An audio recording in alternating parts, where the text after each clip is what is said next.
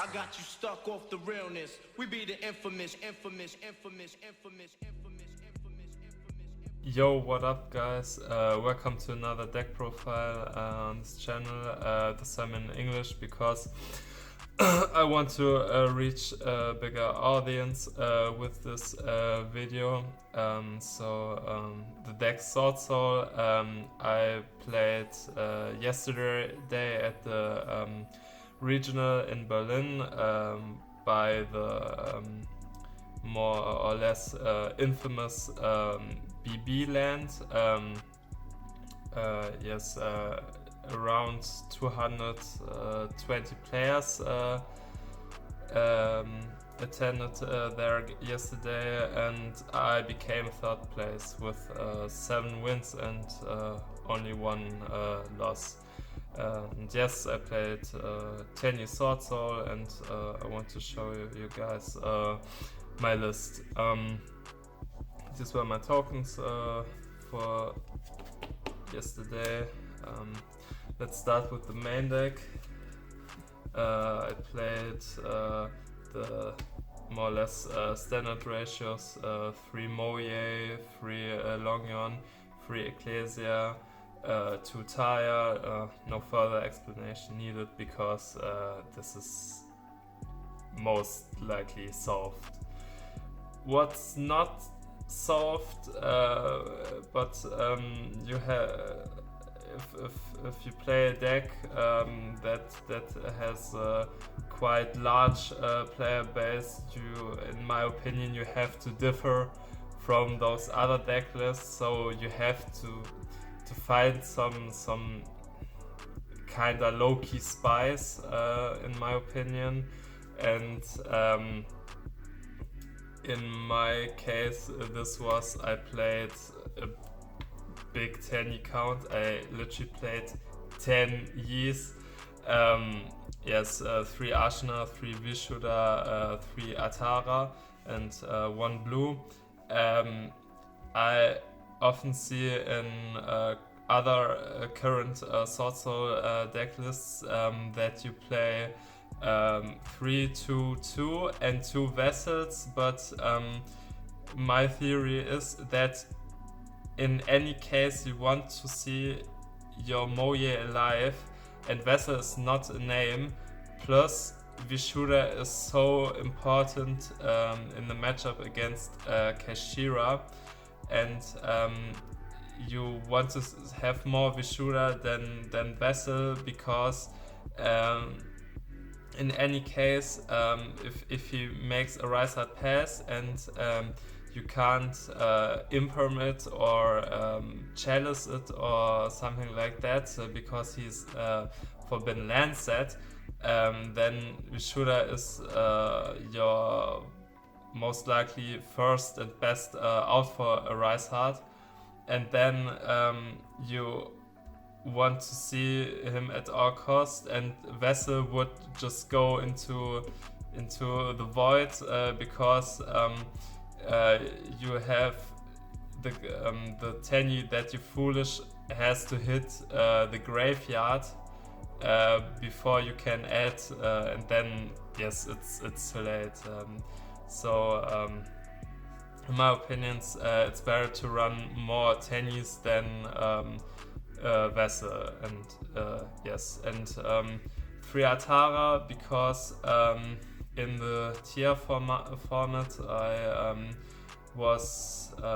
I became used to it. I played 2 Vishuddha because he was quite likely the worst one of the 3 that you play on multiples,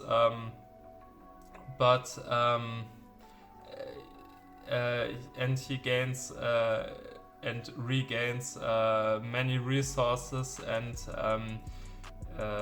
you always want to have one in deck, and as you could imagine, I play Desires, and it's you always want to have one in deck, and if you play 3, the chance that you banish all of them is of course less than if you only play 2. The deck on the whole, in my opinion, has big problems with resource management, and the tennis is like the resource keeping and regaining part of the deck, and in terms of regaining, Atara is the best one, so I wanted to cover up the weakness of the deck by playing more Atara or more tennis in general. This was the Worm lineup. For other monsters, I play 3 Nip and 3 Ash. Mandatory hand trap this format in my opinion, and this one came very good yesterday. It won me games by itself, yes, against Kashira. First of all, since everyone is talking about that a Rise Hard Pass is not enough, and it shifts towards Zone Lock board, this card becomes better, and yesterday it won me a match against Kashira in both games, and yes, it came super clutch in main deck. It's also a beat stick. There were some, I think 1 or 2 games where the Nip on the field conflicted with my tennis in hand, but I was able to use Nip as in battle phase to force out some interruptions or removals, and then he was gone, and then I could start Tenny plays, and yes, it's very versatile on the whole, and it's a beat stick. Yes, that were all monsters. For spells, I've played 3 Mergents, 2 Circle, 2 Pots, 3 Chalice, and 1 Cold Buy. This doesn't need no further explanation, same as this and this, and Cold Buy 2. This card was glued to my hands yesterday. I apologize to anyone I have sacked with this, but it was super clutch yesterday. Not only hand traps, but Ethereum Regulus. This card just pure pain. And Chalice. Chalice is also kinda like my Spice, because I'm a really big fan of Droplets, but Droplets is unfortunately completely unviable this format in my opinion, both in the main as in the side, because of the big play count of Kashira in the format, and but Chalice is like a small droplet, but it's also, in my opinion, better than Book of Moon in this deck. I can't speak for other decks or for other strategies, but in my strategy, it's just better than Book of Moon, because Book of Moon is not that versatile, because you can only force things with a Book of Moon. You can't let the opponent play into Book of Moon, because like Book of Moon is often kinda one of the first things you activate. But Chalice, you can just activate it mid turn, and yes, you can't bait you can bait and then negate with it, and it's on the whole it's it comes super good most of the situations, and it's both good going first and going second in my opinion. And for traps I play 3 imperm and 1 blackout, quite standard. The 1 blackout, and this card is also good. Let's go over to the extra deck. I played 1 Baron, could play 2 because I had 2 matches against Akash, and since it's only 1 copy, it's more likely that they banish it instead of something you play a 2 of from. 2 Changing. The second one never comes up. It's just against Kashtira, because in theory this card is like super good against Kashtira, and in round 7 it was like he looked at my extra deck and said, "Oh man, you're playing 2 of them. It doesn't make sense to banish it." And then I still had 1 because I had both, and then it won me the game and the match against Kashtira. Yes, 1 Shijing Longyon.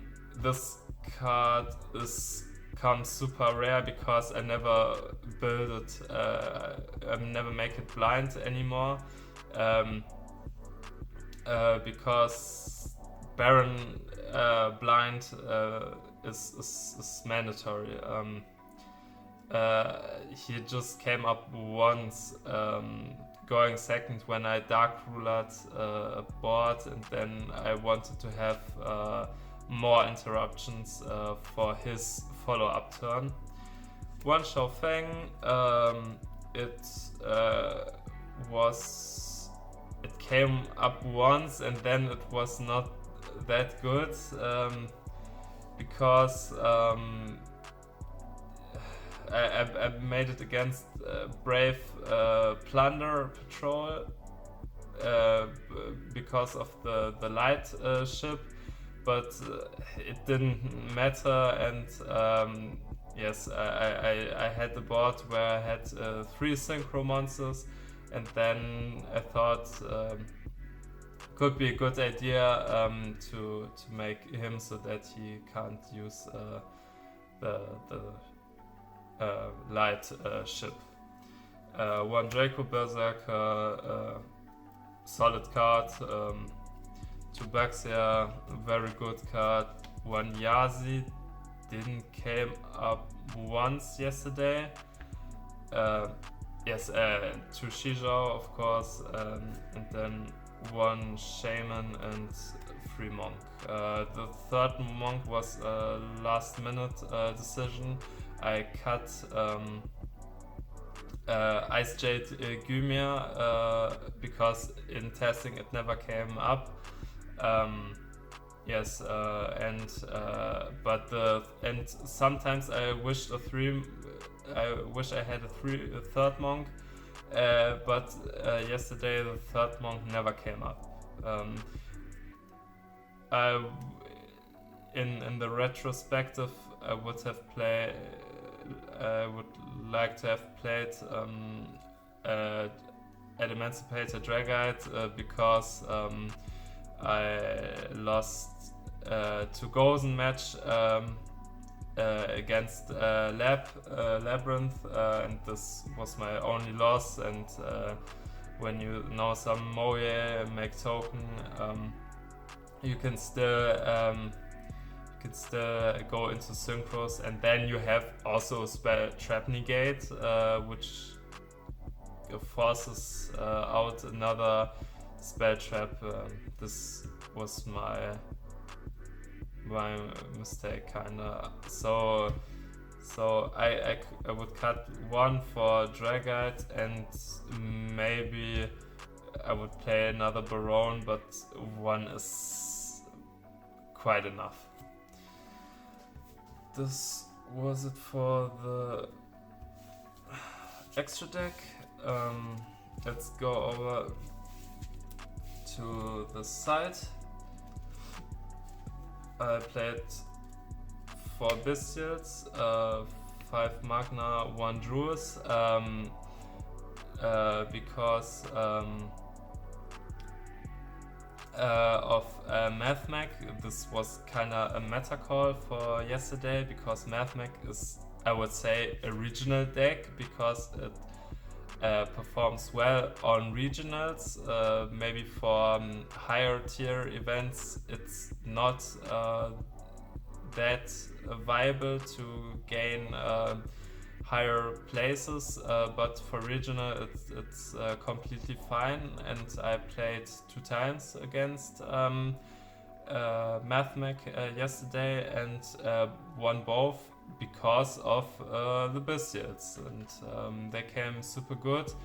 I sided them in against Labyrinth 2, but they didn't come up, and not well. Then I played 2 Drone Lockbird. I first cut Joel for the Bestials, because I think it's because I side Joel against Math, and this one against Math too, and that it could replace them, but then I decided to cut 2 Cosmics instead, and play Joel's. This was a good decision, because it won me a match against Kash in both games. I had Joel, and then he couldn't do much. Yes, and yes, it came super good. Darkra No More came super good against Runic Naturia on full board. Outs the whole board. Also against Sprite, but I didn't play a single match against Sprite yesterday, which was odd. Free Emily match didn't come up once yesterday. Sided it sometimes, but I've never seen it. But my opponents have seen it sometimes, and most of the time it was in combination with another evenly matched or an imperm or another force or negate for Baron the Floor, and yes. But in my opinion, mandatory to play in the side. And for the last and not remotely least, Anti-Spell Fragrance. It won me games alone against Sun Avalon Rika and Runic Naturia. This card is super unfair in the right deck. Yes. My matchups were round 1 Runic Naturia. I won 2-1, same as rounds 2, 3, and 4. Everything felt too close for my taste.